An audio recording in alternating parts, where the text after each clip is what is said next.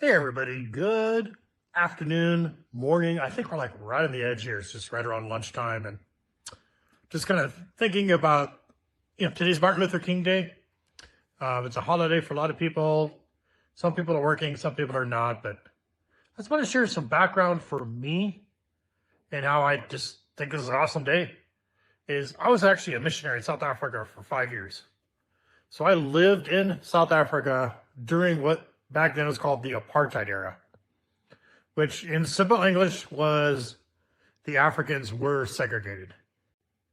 And as an American, I grew up here, and I hear stories from my dad and my kind of the previous generations of what it was like here in America during the segregation times, and how much just amazing breakthroughs and freedoms that so many African Americans have. And I'm just so grateful for the changes that have happened in our country. But I'm also just been reflecting on when I was in South Africa during apartheid and meeting with the Africans, there, the locals there. They're different than being African American, but, similar heritage. And when I was talking to them, and as an American being in that foreign land during that time, the Africans would love to talk with me. And they loved Americans. They actually did not like a lot of the other European nations because of a lot of the implications that they had on that country then. But they loved Americans. And I asked them, why do you like Americans? And they would actually tell me, this is the Africans, America represents freedom for Africans. It actually gave them hope of a brighter future. And so they found Americans just to be, America being the land of freedom. And they didn't judge me at that time because I was an American, but actually they, because a lot of the things that were going on in South Africa at that time. But I just thought I'd just share that with you. And I'm just like, kind of dwelling on that for today.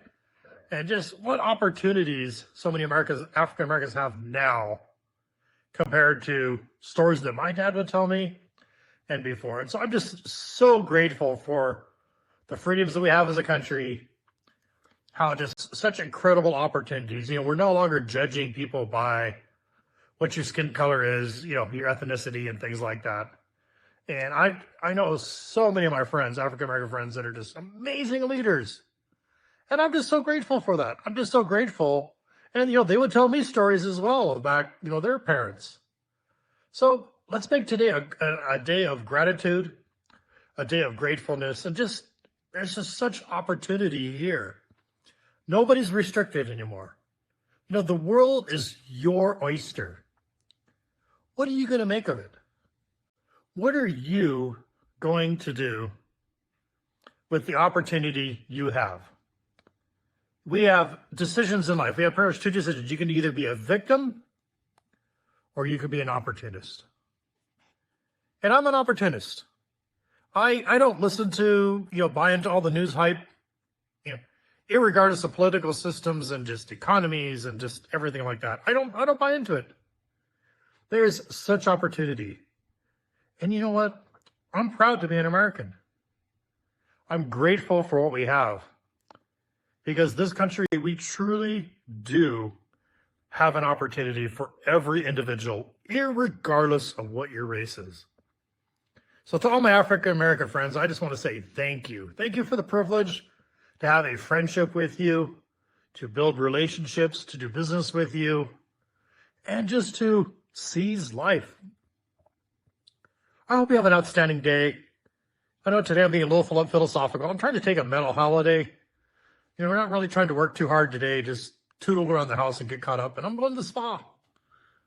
I'm going to a sauna and cold plunge and things like that. And I'm just looking forward just to kind of relaxing. But I was feeling a little philosophical today. And I decided I'd share that with you. I hope you make it an outstanding day. I'm super excited for all that God has for you. And you have an incredibly bright future.